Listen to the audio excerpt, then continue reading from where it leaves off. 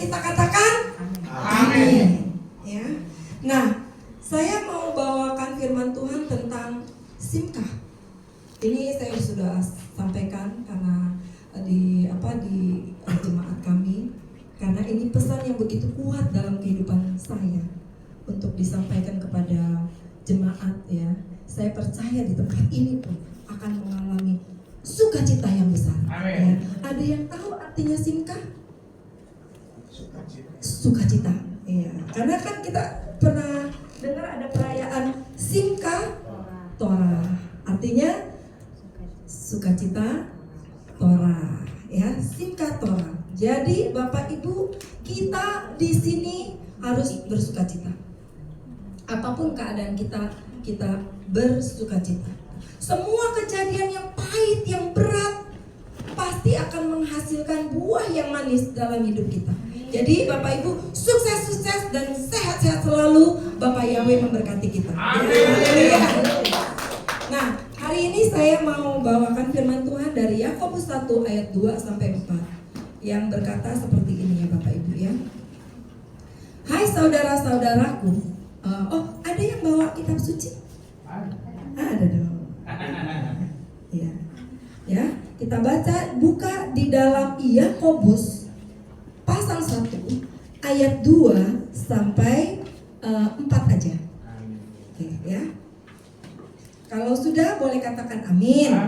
Amin. Berarti udah semua ya. Oke. Hai saudara-saudara, kita baca sama-sama deh ya.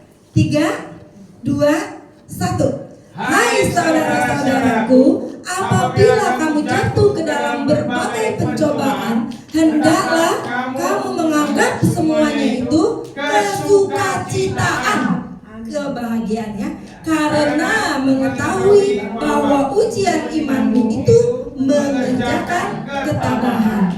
Dan biarlah ketabahan itu menghasilkan perbuatan yang sempurna, supaya kamu menjadi sempurna dan lengkap dengan tidak kekurangan suatu apapun.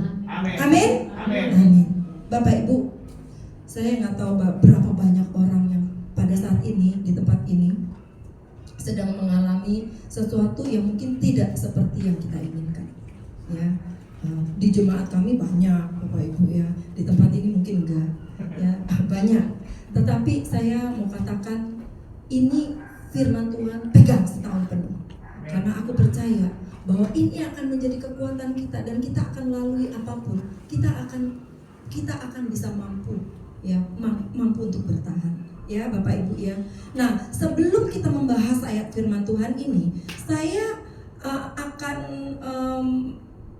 membahas satu kata Simkah ini ya. Saya nggak ahli bahasa Ibrani, enggak.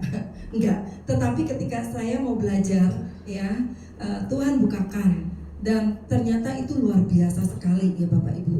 Nah, Simkah ini terdiri dari huruf-huruf Bet ya, Simkah ya. Besimkah atau Simkah itu terdiri dari huruf Sin, Mem, Het, dan Hei. Nah, besimkah itu adalah menjadi bahagia, menjadi sukacita. Ya, kalau Simkah sendiri itu adalah sukacita, tetapi kalau di depannya ada bet, ya, jadi besimkah, jadi kita menjadi sukacita. Ya, sukacita itu ada dalam kita dan itu akan ada gitu loh ya, besimkah. Bet itu kan rumah, jadi akan tinggal di dalam kamu sukacita itu. Amin. Amin. Amin. Ya, siapa di sini yang mau sukacita itu tinggal dalam dirimu? Haleluya. Saya pun mau. Saya mau senantiasa bersukacita. Oleh karena itu, besimkah itu artinya menjadi sukacita. Ya, Bapak Ibu, ternyata orang cenderung melihat kesukacitaan, kebahagiaan itu adalah hasil karya dari keadaan kita saat ini. Kalau kita kaya, kita sukacita, bener ya? Kalau kita pintar jadi juara, kita sukacita. Itu pasti, ya. Tetapi belum tentu. Kenapa? Karena ada orang punya banyak uang juga nggak bisa sukacita. Ada orang juara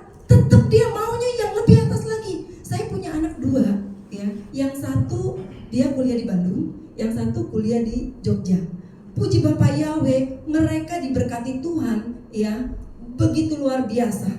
Bukan karena mereka pintar, bukan, tetapi karena kami mengandalkan Tuhan dalam kehidupan. Ya, bukannya sombong ya, bukan. Karena kami merasa bahwa apa yang kami lakukan nggak sebanding dengan hasil yang sekarang kami sedang jalani. Tetapi kita lakukan apa? Saya bilang sama anak saya, berapapun hasilmu, kamu harus bersukacita. Mau dapat nilainya A semua, B semua, C semua, ataupun E semua, engkau harus bersukacita. Aku bilang begitu. Jadi jangan sampai nilai ini membuang sukacita kamu dari hadapan Tuhan. Karena apa? Karena saya bilang sama mereka, engkau hidup sampai saat ini karena Tuhan yang tolong. Amin. Amin. Ya, sampai sekarang. Jadi hasil dari keadaan kita saat ini, ya, membatasi dengan pernyataan yang kalau saja saya bisa seperti dia, ya kan, maka saya pasti akan bahagia. Ada nggak coba di tempat ini yang seperti itu? Kalau aja saya bisa jadi seperti Bapak Gembala di tempat ini, rumahnya besar, bisa pergi jalan-jalan ke luar negeri, gitu kan? Atau bisa apa gitu kan? Kalau saja. Ada nggak yang seperti itu? Atau misalnya, kalau aja anak saya baiknya seperti itu, ya, mungkin saya bersukacita. Ada nggak yang seperti itu? Jangan. Ya, karena firman Tuhan katakan sukacita itu bukanlah hasil dari yang keadaan kita saat ini. Ya, sukacita harus terus ada terus sampai Tuhan panggil kita pulang dalam keadaan kita bersukacita. Ya, makanya sedih sekali kalau dalam keadaan sedih kita dipanggil pulang sama Tuhan. Jadi berkat nggak? Jadi berkat. Kita hidup semua harus jadi berkat, ya. Jadi kalau Bapak Ibu merasa seperti itu, saya bersukacita kalau saya begini, maka engkau membatasi kuasanya Tuhan, membuat kita tidak dapat berbuat banyak untuk mengembangkan potensi diri kita. Jadi potensi diri kita ketika kita melihat orang lain dan kita mau menjadi seperti orang lain, makanya kita nggak bisa mengembangkan potensi. Tapi kalau kita melihat, saya bersukacita karena saya tahu saya pasti bisa mencapai segala yang Tuhan berikan bagi kita untuk saya kembangkan, maka engkau akan bersukacita terus dan engkau menggali potensi terus. Ya, ada loh Bapak Ibu jemaat yang lihatnya orang lain, kok kayaknya Bapak Yahweh berkati dia, nggak berkati saya. Kok kayaknya Bapak Yahweh senangnya sama orang ini, nggak senang sama saya. Sehingga apa? Yang ada membuat kecepatan atau percepatan dia menerima berkat jadi tambah lama. Seharusnya hal-hal yang kau harus lakukan, lari ke depan, mengejar semua impianmu dan menyerahkan kepada Bapak Yahweh segala hasilnya, engkau akhirnya ributnya sama orang lain, jadi ngurusin orang lain. Benar ya? Orang lain kita urusin, akhirnya kita nggak bisa mengembangkan potensi. Daripada seperti itu, lebih baik kita bersukacita. Nah, dalam bahasa Ibrani, orang-orang Ibrani, saya bukannya gimana sama Ibrani, enggak juga sih Bapak Ibu. Jadi sampai sekarang saya belajar nggak bisa-bisa. Tapi maksud saya ada sesuatu yang saya bilang kok luar biasa amat ya, harus saya sampaikan sama jemaat, akan saya sampaikan. Ya, jadi dalam bahasa Ibrani, orang-orang Ibrani ketika memandang kesukacitaan itu bukan berasal dari apa yang dia lakukan, bukan, tetapi apa yang dia pikirkan. Kok bisa seperti itu ya? Coba deh Bapak Ibu lihat itu ya, maupun diapain gitu loh orang-orang Israel ya. Saya ketika melihat diculik,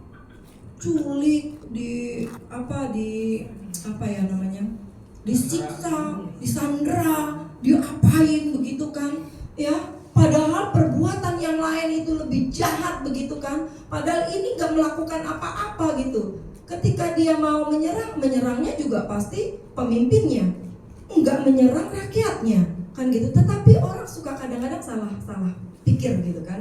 Sehingga banyak sekali dari jemaat kami yang akhirnya merasa bahwa kayaknya ini nggak tepat deh, firman Tuhan nggak tepat. Ada yang sampai meninggalkan Tuhan. Nggak meninggalkan Tuhan, dia percaya adanya Tuhan, tetapi dia tidak percaya lagi sama kitab suci. Kenapa? Karena kok isinya perang terus ya? Kenapa kok Tuhan kok isinya menghukum terus ya? Gitu. Tapi kalau kita baca, maka saya kalau cuma melihatnya dari kacamata yang lain, saya hanya melihat di dalam kitab suci ini itu cinta kasih Tuhan dinyatakan, sehingga dia nggak mau kita hidupnya itu salah jalannya. Oleh karena itu, engkau harus lakukan inilah, supaya aku kasih bekal seperti papa mama saya membekali saya untuk menghadapi apa yang ada di depan. Itulah Bapak kita. Siapa di sini yang punya papa mama yang ngajarin kita dari kecil untuk bisa bertahan? Mungkin kita nggak ngerasa bahwa papa mama kita nggak sayang sama kita. Mungkin kita ngerasa bahwa papa mama saya nggak sayang sama saya, nggak seperti papa mamanya orang lain. Tapi saya mau katakan, Bapak Yahweh ini itu Bapak yang luar biasa. Dia menyiapkan segala sesuatu untuk kita bertahan. Bertahan terhadap musuh, bertahan terhadap lapar, bertahan terhadap kesehatan, bertahan atas terhadap semuanya. Ya, makanya saya bilang itu luar biasa. Ternyata bersimka atau menjadi sukacita itu huruf-hurufnya disusun yang tadi ada bet, shin, mem, het, dan hei, ya, itu sama dengan kata makasafah. Makasafah itu dibentuk pun dengan huruf-huruf yang sama. Makasafah itu artinya apa? Makasafah itu adalah pikiran, artinya. Dengan demikian Bapak Ibu, sukacita itu adanya di mana? Di dalam pikiran. Jadi kalau ada yang gak bersukacita, koreksi pikiranmu. Amin. Kalau ada yang nggak bersukacita, hidupnya nggak bersukacita, hidupnya membanding-bandingkan dengan orang lain, coba perbaharui pikiran. Ya, ini yang saya dapatkan Bapak Ibu ya. Nah, orang-orang Yahudi itu memandang sukacita itu adalah bagaimana cara berpikir.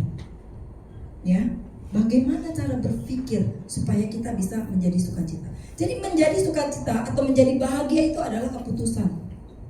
Engkau memperbaharui pikiran, makanya engkau bisa menjadi seperti apa yang engkau pikirkan. Engkau pikir engkau menjadi kaya, engkau akan menjadi kaya. Ya, Bapak Lukas Sutrisno, Bapak Gembala Sinode ngajarin, dan itu saya pegang Bapak Ibu. Ya, waktu saya mau bekerja, saya mau menjadi seorang pemimpin di dalam satu perusahaan. Ya, saya baru-baru ini resign ya, maksudnya pensiun karena saya pikir saya mau melayani Tuhan. Ternyata masih ya udah pensiun sebagai pemimpin, tetapi masih disuruh datang 1 minggu sekali. Ya, saya bilang ya Tuhan, kalau ini memang kehendak Engkau, ya saya ambil gitu. Karena apa? Ownernya itu begitu baik sama saya. Bapak Ibu, ketika saya berpikir suatu saat aku pasti jadi pemimpin, itu adanya di mana dulu? Di pikiran saya. Setelah saya mikir, ya saya kerjain. Maksud saya kerjakan. Saya menggali potensi diri saya. Bagaimana itu menjadi seorang pemimpin? Bagaimana cara gaya saya menjadi seorang pemimpin? Bagaimana saya bisa menjadi pemimpin yang baik? Bagaimana saya bisa menghadapi supplier, menghadapi owner, menghadapi pemimpin itu kan konflik, ya. Bagaimana saya bisa jadi itu? Saya belajar dari yang paling kecil. 17 tahun saya kerja di satu perusahaan. 17 tahun saya kerja di satu perusahaan sampai bekerja 37 tahun. Ya, 12 tahun yang lalu saya diangkat menjadi CEO di satu perusahaan farmasi, di mana waktu itu belum besar Bapak Ibu. Maksudnya belum terlalu besar. Sekarang kita penjualan juga sudah bagus, sudah baik. Akhirnya saya memutuskan untuk saya mau resign, ya. Nah, ketika kita keluar pun, saya keluar dengan kepala yang tegak. Saya keluar karena saya minta sama Bapak Yahweh untuk saya bisa pensiun. Ya, saya pensiun akhirnya dikasih. Tapi sebelum pensiun Bapak Ibu, September saya minta izin, saya minta kasih surat sama owner. November perusahaan di mana saya pimpin itu kena tegur sama Badan POM. Bapak Ibu mungkin tahu ya kasus yang namanya EGD. Ya, di sini rame nggak? Nah, salah satunya perusahaan kami juga kena. Ya, karena memang ternyata ada satu bahan baku yang kita beli itu bermasalah, gitu ya. Tapi kita punya semua prosedur, kita lakukan itu benar semua. Tapi tetap aja saya kena. Dan pada akhirnya saya ditersangkakan. Kalau saya mau marah sama Tuhan, marah nggak? Marah. Kok Tuhan, saya kan udah izin Tuhan, harusnya Engkau lepaskan aku dari yang jahat, gitu kan? Harusnya Engkau bikin ini, saya begini. Tapi saya memandangnya dengan cara yang berbeda. Saya bilang, saya kerja nggak bagus-bagus amat kok. Mungkin saya waktu kerja saya berbuat yang nggak benar gitu ya. Ada malesnya, ada apanya. Sekarang saatnya saya harus balas, saya harus bayar. Ya udah, hadapin aja. Toh kita nggak ada rencana untuk membuat orang meninggal. Apalagi bayi-bayi meninggal karena sirup EGD. Pernah dengar nggak sih? Pernah ya? Itu kasus nasional Bapak Ibu. Yo, saya dipanggil terus ya. Pada waktu pemanggilan saya selalu datang. Pada waktu ibadah Sabat saya selalu datang. Kenapa? Karena saya tahu hanya kekuatan dari Bapak Yahweh yang membuat saya bisa bertahan. Oleh karena itu Bapak Ibu, saya hadapi. Saya harus sukacita. Saya harus memperbaharui pikiran. Saya nggak boleh menyalahkan Tuhan. Saya juga tidak menyalahkan pemilik perusahaan. Saya juga tidak menyalahkan karyawan yang bikin begitu. Kan yang bikin kan bukan saya. Yang bikin kan pasti udah ada ini farmasisnya kan. Pasti udah ada. Apakah mereka bisa persalahkan? Tidak. Sampai satu titik dia bilang, saya sendiri yang ditersangkakan. Saya udah tersangka loh Bapak Ibu. Saya sudah tersangka kasus dugaan. Nah, Bapak Ibu kalau sudah ditersangkakan, maka engkau pasti akan dipanggil dulu. Dan itu capek. Makanya saya dari sini saya mau kasih. Kalaupun bisa dihindari, engkau hindari. Berurusan dengan yang namanya yang berwajib. Ya, kalau bisa. Tapi kalau tidak bisa, hadapi. Amin. Karena Tuhan akan berikan kekuatan. Amin. Saya bersyukur banget diberikan kekuatan oleh tim doa ya. Tadi Ibu itu bilang. Saya tahu di sini mungkin ada juga ya doa pagi gitu kan. Ya kami memang belum masuk ke ini, nggak datang di Kehilat, tapi kita pakai Zoom. Ya, wah dikasih kekuatan yang luar biasa. Sehingga Bapak Ibu, saya tensi sempat naik sampai 150. Aduh, kepalanya cenut-cenut sekali ya. Tetapi kerinduan saya untuk dapat datang bersama dengan jemaat-jemaat itu luar biasa. Oleh karena itu, saya nggak pernah mau melewati datang untuk beribadah Sabat ya. Karena itulah kekuatan saya. Nah, Bapak Ibu, saya nggak menyalahkan karyawan, nggak menyalahkan owner ya. Karena pada waktu itu owner itu luar biasa mendukung. Saya percaya kamu, Afung. Saya dipanggilnya Afung ya. Jadi saya percaya kamu, Afung. Apapun yang kamu harus lakukan. Kayak gitu. Ownernya ada yang nggak pernah mau datang ke pabrik.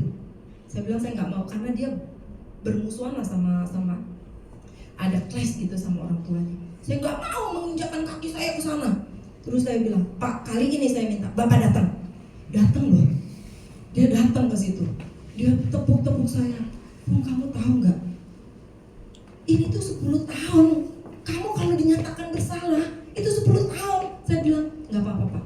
Kalaupun saya harus masuk, saya akan buat orang-orang di dalam untuk bertobat. Waduh, sampai nangis dia. Sampai nangis. Saya bukannya sombong. Maksudnya itu bukan kesombongan, tapi saya nggak tahu apa yang harus saya lakukan. Saya nggak tahu saya harus lakukan apa. Tetapi saya mengambil keputusan untuk saya memperbaharui pikiran saya nih. Pikirannya harus diperbaharui. Ketimbang kita menyalahkan orang sana sini, ada loh yang kabur gitu loh. Tapi saya nggak inilah. Sehingga anak buah juga merasa mereka juga empati, simpati sama saya. Saya bilang ya sudah, bersyukur sekali tahun ini ya saya dikasih SP3. Nah, haleluya. Hari itu saya bilang, Bapak Yahweh kau luar biasa. Engkau membuktikan bahwa engkau menyertai aku. Ya, amin. Amin. SP3 apa artinya? Saya dibebasin. Udah enggak ada lagi. Ini kemuliaan buat Tuhan. Nah, ya Bapak Ibu, saya mau belajar untuk kita memperbaharui pikiran ya. Jadi menjadi bahagia, bertingkah itu adalah keputusan ya. Jangan lihat orang lain ya. Nah, Bapak Ibu, sama kita kembali ke Yakobus tadi ya. Yakobus mengatakan betapa sukacitanya. Ya, ini ada di kalau kita baca di Hebrew itu terus diterjemahkan, itu kata anggaplah semua itu kesukacitaan, itu berarti kalau diterjemahkan adalah betapa sukacitanya. Enggak bilang anggaplah itu sukacita, tetapi betapa sukacitanya. Kalau engkau menghadapi ujian, betapa sukacitanya. Siapa di sini yang sedang menghadapi ujian? Menghadapi ujian. Boleh nggak kita berkata, betapa sukacitanya Tuhan? Nah, betapa sukacitanya Tuhan. Ya, nanti saya kasih tahu Yakobus kenapa ngomong kayak begitu. Ya, nah kita nih. Tapi di dalam ILT 3 dikatakan anggaplah semuanya itu kesukacitaan. Ya. Terus di bahasa Inggris itu lebih komplit lagi kalau menurut saya ya. Count it all joy. Suruh hitung Bapak Ibu. Suruh hitung. Count it all joy. Semua kebahagiaan kamu hitung loh gitu. Ya, bisa juga berarti anggaplah atau apa namanya semua itu kesukacitaan ya. Nah, count it all joy itu berarti gini, berharap itu tuh sukacita. Jadi kalau kita jatuh ke dalam ujian, kita berharap itu tuh kesukacitaan. Mungkin hasilnya di luar dari apa yang kita inginkan, tetapi aku berharap itu kesukacitaan dalam kehidupanku. Ya, amin ya. Nah, jika apa kita berharap itu sukacita atau betapa sukacitanya? Jika kalau bahasa Inggrisnya dikatakan fall into various temptation. Fall into various temptation. Temptation itu artinya apa? Godaan. Digoda. Ya, siapa yang suka goda? Setan ya.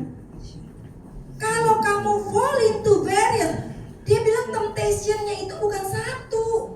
Selama engkau hidup, various berbagai-bagai. Jadi bukan cuma satu. Tapi kalau engkau jatuh di godaan yang sama, engkau mesti mikir, ada yang salah dalam kehidupanku. Kok jatuhnya di tempat yang sama terus digodanya tempat sana? Engkau akan tidak digoda ketika engkau menang atas godaan itu. Amin. Jadi gini, kalau engkau digoda di satu sisi, memang akan digoda terus sampai pada akhirnya bilang, aku ambil keputusan, aku nggak mau gitu lagi. Ketika engkau nggak mau begitu lagi, maka godaan itu akan diganti dengan godaan yang lain. Amin. Bukan satu, tapi banyak godaan selama kita hidup. Makanya jangan cengeng, jangan cemen. Kalau cengeng, satu godaan aja engkau sudah nangis darah. Tapi firman Tuhan ini dalam Yakobus bilang, engkau akan digoda dengan berbagai-bagai godaan. Ya, oh ada cowok-cowok, ada cewek yang baheno lewat, itu pun godaan. Bener nggak? Bisa jatuh nggak? Bisa jatuh. Orang sealim apapun, ya mau pakai ini ya sit pun, kalau ada cewek bahenol lewat ya pasti hatinya walaupun mulutnya nggak sweet, hatinya juga sweet. Makanya suami-suami di sini, istri-istri di sini harus jaga istrinya, suaminya, harus jaga suaminya, ya. Kalau bisa orang lain bahenol, kitanya lah yang bahenol paling enggak. Ya. Terus apalagi dugem juga. Ini saya sampaikan kemarin di tempat kehilat kami. Anak mudanya banyak ya. Saya bilang dugem juga itu banyak godaannya. Jangan sangka nggak ada Bapak Ibu. Jangan sangka kamu kuat, nggak mungkin nggak kuat. Sebab di dugem itu banyak sekali orang yang nge-vape ya, rokok. Kita akan lihat itu biasa yang kuno sama Ibu Gembala, Bapak Gembala kuno. Ya, saya mau katakan, selagi kita bisa, nggak usah masuk ke sana. Godaan yang lain aja lah, gitu ya. Tapi kalau memang nggak bisa, karena engkau harus kerja. Kalau engkau harus kerja gitu ya, nggak bisa enggak gitu. Kerjaan cuma ada satu-satunya, saya harus ke sana. Ya, kamu harus banyak berdoa dan bilang, anggap ini satu kesukacita, bukan karena aku harus jatuh ke dalam dosa. Bukan, beda ya. Nah, kenapa? Engkau akan menganggap ini suatu kesukacitaan. Engkau akan berkata betapa sukacitanya aku ya Bapak Yahweh, karena aku jatuh di area ini dan aku bisa bangkit dan aku bisa mengalahkan yang ini. Engkau kasih aku lagi goda. Mungkin bukan Tuhan yang kasih goda si setan. Setan goda aku dengan yang ini. Aku bisa bangkit. Aku bisa menang. Oh, betapa sukacitanya Tuhan. Luar biasa. Hebat benar aku. Coba puji diri kamu sendiri. Saya kadang-kadang suka bilang loh sama diri saya sendiri, Sri, keren juga ya. Keren loh. Kamu bisa mimpin satu perusahaan farmasi, keren. Bener ya? Saya sekolah dari STNIK Indonesia. Sekarang STNIK-nya udah tutup pakai baskom. Udah gak ada kalau dicari di peta manapun. Saya sekolah SMA, SKJN. Katanya sekolah susah. Sekolah apa ya Kak? Kagak jajan nambah katanya. Sekolah kagak jajan nambah. Nah, sekarang pun SMA saya tutup pakai baskom. Saya bilang semua saya sekolah dari tempat yang tidak terkenal. Tapi saya mengatakan Tuhan kau begitu baik. Dari Sri yang seorang miskin ya, saya itu tahun 90 baru punya rumah. Mama saya kontraktor, kontrak sono, kontrak sini. Kalau sini pas kebetulan habis kontrakannya, kita bingung mau perpanjang dari mana. Ini kakak saya nih, apa yang saya omong benar atau enggak? Benar ya? Kan ada dua saksi. Ada dua saksi. ya, jadi kontraktor beneran. Saya bilang kalau saya hidup sekarang ini karena kebaikan Tuhan. Saya mesti sekolah sambil kerja. Tapi saya bilang, saya nggak anggap itu satu beban gitu loh. Saya anggap itu suatu kesukacitaan. Karena saya mau buktikan, Tuhan tolong orang kaya, Tuhan juga tolong saya. Amin. Ya. Saya bersyukur banget Tuhan menyertai kehidupan saya. Sehingga apa Bapak Ibu? Kalau saya mau rusak, itu saya rusak. Karena saya pernah kerja di bioskop. Saya pernah kerja di bioskop. Siang sekolah SMA, malamnya kerja di bioskop. Kalau hari Sabtu bukan ibadah Sabat, tapi beruntungnya dulu saya belum kenal ibadah Sabat. Ya, ibadahnya kan Minggu. Nggak ibadah Sabat. Kerja sampai midnight show. Dulu pernah tahu ya? Midnight show itu pulangnya kan di atas jam 12. Bapak Ibu, teman saya semua ada yang ya jatuh dalam dosa perzinahan, ada yang dosa apa segala macam. Tapi saya bilang saya bersyukur Tuhan, saya menjaganya itu sampai yang menikmati suami saya. saya bersyukur. Kenapa? Karena Tuhan menyertai saya. Kenapa? Saya pegang, saya perbaharui pikiran. Ya, amin ya. Jadi karena Bapak Ibu, jika kita jatuh ke dalam various temptation, berbagai-bagai godaan. Ya, kalau Ibraninya itu kalau diterjemahkan kira-kira ada trying. Orang coba-coba sama kita. Setan coba-coba sama kita. Setan tuh cuma nyoba loh. Setan nyoba, ini kira-kira orang ini jatuh apa enggak. Dia nggak tahu kita bakalan jatuh atau enggak, nggak tahu. Setan nggak pernah tahu kalau kita bakal jatuh atau enggak. Makanya bahasa Ibraninya itu katakan the trying. Setan coba. Nah kalau kami jatuh, lah kan gue cuma coba. Gue nggak bermaksud seperti itu, bro. Lu sendiri yang memutuskan untuk jatuh, ya kan gitu kan? Nah, ya. Jadi kenapa jika kita jatuh ke various temptation, kenapa kita bisa berkata betapa sukacitanya aku Tuhan? Karena kita tahu. Ini firman Tuhan yang ngomong. Karena tahu. Ya, tadi di ayat berapa itu? Nanti Bapak Ibu baca sendiri deh.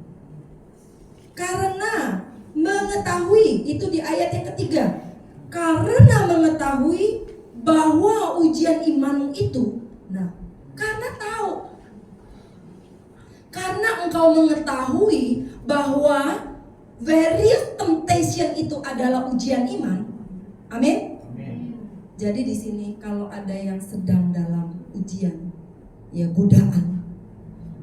Godaan itu adalah ujian iman. Berbagai-bagai itu adalah ujian iman. Karena kita tahu aku sedang diuji imanku nih. Aku sedang diuji imanku nih. Makanya karena aku tahu itu, aku menganggap Tuhan terima kasih. Engkau pasti menyertai aku. Ujian imanku tidak akan melampaui kekuatanku. Amin. Kalau sampai aku jatuh karena aku nggak tahu, bener ya? Kalau sampai aku jatuh dan nggak bisa bangkit karena aku nggak tahu. Di sini dikatakan karena kamu mengetahui, karena aku mengetahui, karena engkau mengetahui, maka engkau pasti akan berkata terima kasih Bapak ya. Amin ya. Ketika engkau tahu mengetahui itu, maka yang tadi godaan-godaan itu, ya, godaan-godaan itu katanya mengerjakan ketekunan.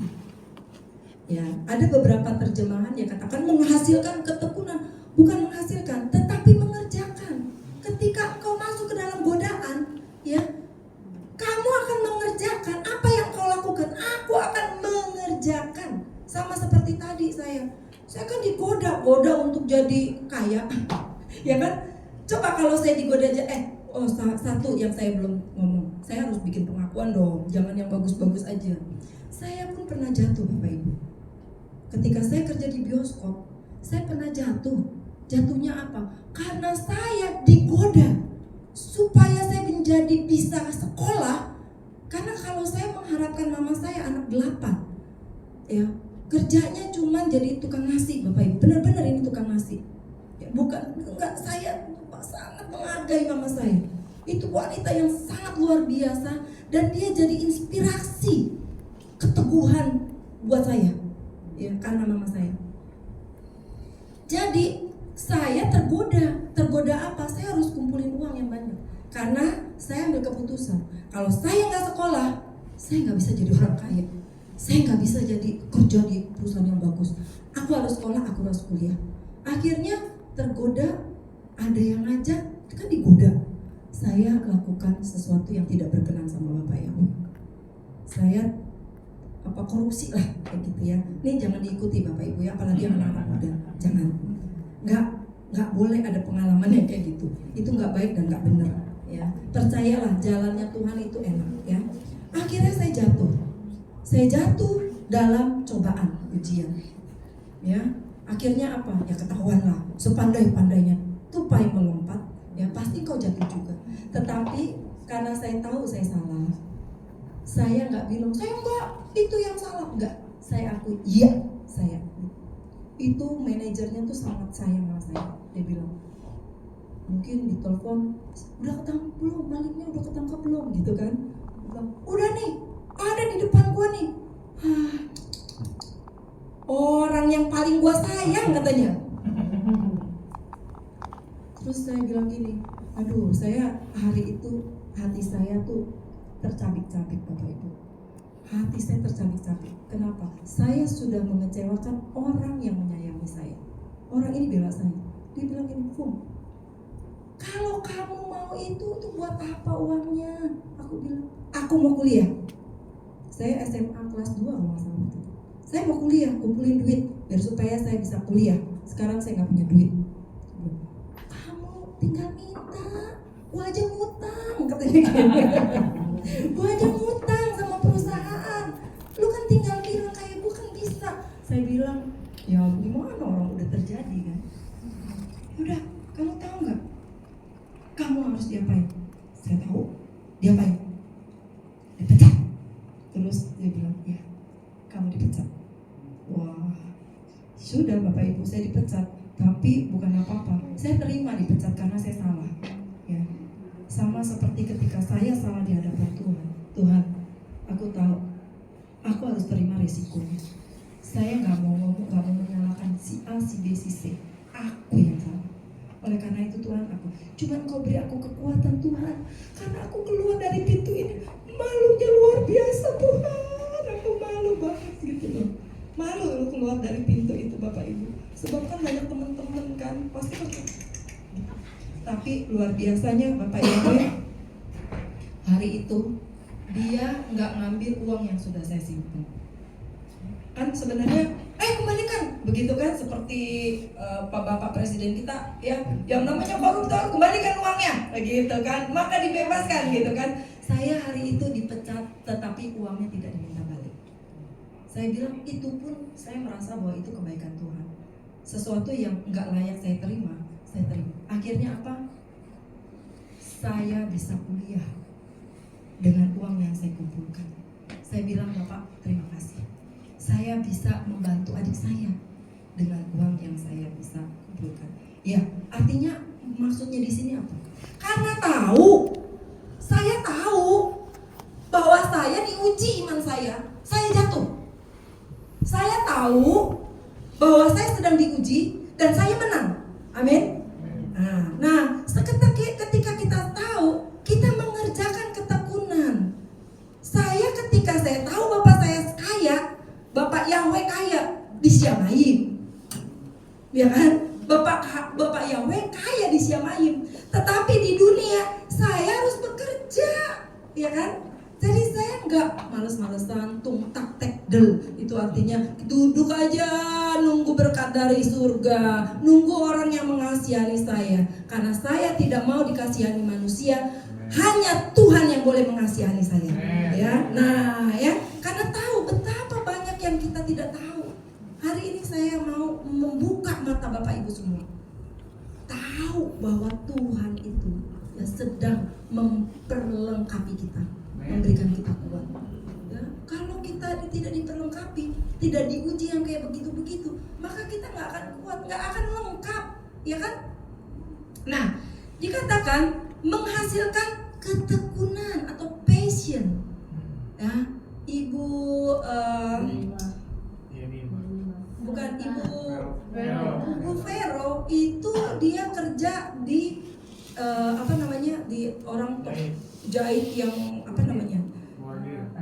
baju pesta. Kamu pikir bikin satu baju pesta itu cepat ya? Lama. Ibu Yemina tahu ya? Lama. Bikin baju pesta itu lama Bapak Ibu ya. Butuh keterampilan dan ketekunan. Kalau nggak tekun, nggak bisa jadi baju pesta. Saya cuma mau kasih tahu ketekunan tuh kayak gitu. Engkau nggak bisa konsentrasi. Loh, kamu nggak bisa konsentrasi orang kamu ngurusin orang lain. Kamu nggak bisa konsentrasi orang ngurusin Bapak Gembala ya. Bapak Gembalanya nih puki-puki melulu. Enggak kan? Ya kan? Ngurusin orang lain, nggak usah ngurusin orang lain. Tekun aja dalam imanmu, tekun. Nah, saya nggak peduli Bapak Ibu. ada jemaat yang kemarin itu kan saya pernah cerita. Jemaat kami itu udah 100 lebih. Tiba-tiba keluar itu berapa dia bikin sendiri dan mengacaukan, panggil itu ada berapa orang, 14 orang atau berapa orang itu pergi, ya. Terus sekarang ada lagi yang pergi lagi, karena apa? Nggak percaya sama firman Tuhan. Katanya ini buatan manusia. Kita nggak perlu ibadah di kehilangan. Kita ibadahnya di rumah aja, di dalam rumah. Saya bilang loh, kalau kamu nggak ibadah, siapa yang senang? Kalau kamu ibadah, siapa yang senang? Ayo jawab. Kalau kamu ibadah, siapa yang senang? Kalau kamu nggak ibadah, siapa yang senang? Nah itu dia. Gampang kan? Nah makanya saya bilang, saya nggak peduli. Karena aku bersuka cita ketika aku bertemu dengan jemaat, bertemu dengan Tuhan. Kenapa? Datang ke ibadah, kita tuh memberkati Tuhan. Amin. Kan kita selalu ngomong, diberkatilah engkau Tuhan. Loh, orang yang miskin kayak begini, orang yang kalau sekarang kaya dong. Ya, orang yang dia yang punya langit dan bumi, alam semesta, dia yang punya saya. Kok saya bisa memberkati dia? Kok bisa ya? Dan Bapak bilang itu memberkati dia. Kita bisa mengajak, siapa yang bisa mengajak malaikat bertempik sorak? Ayo. Kita. Siapa coba yang bisa ngajak? Ayo malaikat, ayo kita puji nama Bapak Yahweh. Kita puji dari terbit matahari. Malaikat di surga bertempik sorak turun ke sini sama-sama. Amin. Makanya mengerjakan ketekunan. Nah, mengerjakan ketekunan, ya, menghasilkan ya ketekunan atau passion itu bisa sama dengan ketahanan, ya. Ketahanan, ketekunan, kesabaran itu sama Bapak Ibu. Tahan dia, tahan, ya. Ya mau ditinju, mau digoda, oh tahan, ya. Mau ditinju, tahan. Setan, aduh itu mah cuman angin doang, ya. Cuman bisa bikin aku goyang dikit. Anggap aja kita sedang bergoyang. Ya. Nah, ketahanan, ketekunan atau kesabaran itu menghasilkan perbuatan yang sempurna. Percayalah, ketika engkau satu ini menang dan masuk ke kemenangan yang lain, maka engkau akan menjadi sempurna dan lengkap. Kalau engkau sempurna dan lengkap, kata firman Tuhan, ini firman Tuhan yang ngomong, kita nggak akan kekurangan, nggak akan minta sana, minta sini, minta doa sana, kalau minta doa nggak apa-apa. Tolong dukung kita dalam doa, bukan minta doa, dukung kita dalam. Beda minta dengan dukung. Kalau engkau minta doa sama orang lain, engkau tidak berdoalah pasti. Tetapi kalau engkau minta dukungan doa, engkau berdoa didukung sama orang lain. Amin. Jadi kalau itu jangan bilang minta doa ya. Kalau minta berarti engkau nggak berdoa. Kelihatan, ya benar. Jadi saya minta tolong dukungan doa. Ya, mau di doa pagi, doa malam, doa semalaman, doa semalam suntuk, doa apapun lah gitu, doa puasa. Saya minta tolong dukungan doanya, ya. Jadi kita didukung. Engkau berdoa diaminkan oleh jemaat yang lain. Ketika semuanya mengaminkan itu, terjadilah sesuai dengan iman, percaya, ya.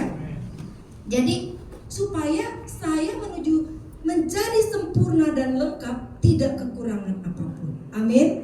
Nah, masalahnya Bapak Ibu, kalau kita lakukan ini saya kelamaan nggak Bapak? Enggak ya. Pokoknya saya kalau dia aja kasih ngomong 1 malaman bisa. Nah, nanti bisa kemana-mana. Oke, enggak. Sebentar lagi. Saya cuma mau kasih tahu nih. Itu kan tadi supaya ini. Bu Sri enak ngomongnya begitu, supaya ini. Ya saya kan sudah ngalami. Saya sudah ngalami dan saya mau bagikan Bapak Ibu. Ketika kau lakukan ini, bukan berarti kita nggak kekurangan. Kita lack of everything. kurang, segala sesuatu kita kurang. Tetapi firman Tuhan lagi ngomong, ini Yakobus bagus banget Bapak Ibu, 1 tahun engkau coba baca ini ya. Baca terus, dibikin rema dalam kehidupanmu ya. Kalau dalam proses pasti kita punya kekurangan. Tapi firman Tuhan katakan di ayat 5, kalau engkau kurang hikmat, minta sama Bapak Yahweh, pasti diberikan. Amin. Kalau engkau kurang hikmat. Jadi kalau kita punya masalah, kita hanya perlu apa? Hikmat. Hikmat itu adanya di mana? Kalau engkau kurang hikmat, minta sama Bapak Yahweh. Ini firman Tuhan. Engkau jangan minta sama manusia, Bapak Ibu. Ya, kalau kita kurang hikmat, kadang-kadang kita banyak ngomong sama orang lain, ngomong sono, ngomong sini. Makanya saya bilang kita nggak bisa fokus. Ketika engkau minta sama Tuhan, engkau akan fokus. Bukan fokus dengan masalahnya, tapi engkau akan fokus dengan solusinya. Maka engkau akan mengerjakan ketekunan, mengerjakannya dengan tekun. Jalan keluarnya, ya, mengerjakan. Ada orang yang sakit, engkau akan mengerjakan. Bapak Ibu, ada beberapa orang yang sakit ya, saya bingung juga. Engkau tahu, engkau dijaga Tuhan. Engkau tahu tubuhmu ini pasti kuat. Engkau tahu engkau hanya minum satu ramuan aja, engkau pasti sembuh. Tapi nanyanya sama 10 orang. 10 orang pengobatannya beda-beda. Akhirnya yang ada apa? Bingung sendiri. Akhirnya bingung sendiri. 10-10-nya saya minum. Akhirnya sakit ginjalnya. Nangkep ya maksudnya ya. Jadi kalau engkau kurang hikmat, minta sama Tuhan, karena Tuhan akan, dia katakan bukan hanya ya, dikatakan kurang, minta sama Bapak Yahweh, pasti diberikan. Dikatakan bukan hanya pasti diberikan, dia bilang engkau bisa minta dengan bebas. Engkau bisa minta dengan bebas. Kalau kita kurang hikmat minta sama orang lain, bisa bebas nggak nanyanya? Nggak bisa. Bisa engkau kena marah, engkau bisa kena maki. Udah kita kurang hikmat minta sama orang, bilang lu bego amat ya. Maaf ya, saya ngomong gini biar supaya nangkep. Bukannya kata-kata saya kotor, bukan. Tapi maksudnya saya harus ngomong supaya nyantai nih. Kadang-kadang kita bilang, kok aku begini ya. Gimana sih kamu? Bukannya ditolong, ya orang kan ngomong minta apa aja, minta sama Bapak Yahweh apa aja. Engkau mau minta yang nggak berkenan pun minta sama Tuhan, Tuhan dengerin nggak? Tuhan dengerin. Ya, ada orang bilang, kamu kalau minta hati-hati loh sama Tuhan. Lah, Tuhan itu kita minta apa aja. Namanya juga saya kurang hikmat. Saya butuh hikmat. Mungkin orang lain bisa bilang kamu tidak berhikmat, tetapi saya tidak berhikmat. Saya hanya minta sama Tuhan. Tuhan nggak mungkin marahin saya. Saya tahu Tuhan saya bukan Tuhan yang diem, tetapi Tuhan saya akan memberikan saya hikmat. Dan hikmat itu bisa dapat dari apa saja, dari siapa saja, dari mana saja, di mana saja, dan kapan saja. Amin. Hikmat itu bisa datang. Oh, kita lagi tidur kita bisa dapat hikmat. Oh, kita lagi makan kita bisa dapat hikmat. Lagi jalan kita bisa dapat hikmat. Ya, oke. Jadi jangan minta sama orang. Kalau engkau mau minta konfirmasi, nggak apa-apa. Kok aku dapat hikmat ini ya? Kira-kira benar nggak ya? Nggak apa-apa. Tetapi jangan tanya orang lain, suruh jawab masalah kamu. Jangan. Karena banyak sekali jemaat-jemaat yang ketika engkau baru dapat masalah, ngomong sama orang. Orang lain suruh menyelesaikan masalah kamu. Jangan. Engkau selesaikanlah masalah sendiri dengan bantuan Bapak Yahweh, ya. Dan bukan hanya bebas, tetapi dia tidak mencela, ya, dan juga tidak mencele. Ya kan? Orang mencela. Hari ini kamu bisa nasihatin ini, besok nggak konsisten. Besok bisa nasihatinnya beda lagi. Nanti apalagi beda lagi. Jadi kalau Tuhan nggak seperti itu. Tuhan tidak pernah mencela manusia. Dan saya sangat menghargai ketika ada orang bilang gini, Bu, saya sakit, saya nggak mau ambil pengobatan ini. Oke, saya doakan. Tapi besok-besok kamu percaya dengan iman, kamu jalanin ini. Jadi kamu mau pengobatan apa? Itu sesuai dengan keinginan kamu aja. Apakah saya harus di kemo? Boleh. Saya tidak menentang kemo, karena kemo itu adalah hikmat dari Tuhan juga. Saya bilang, saya nggak mau kemo, ya nggak apa-apa. Saya punya iman. Berkemo juga bukan berarti kamu tidak punya iman, benar nggak? Jadi jangan salah loh Bapak Ibu. Orang menganggap ketika kita datang ke dokter berarti aku nggak punya iman. Salah. Engkau datang ke dokter, engkau mau mengkonfirmasi, apa salahnya?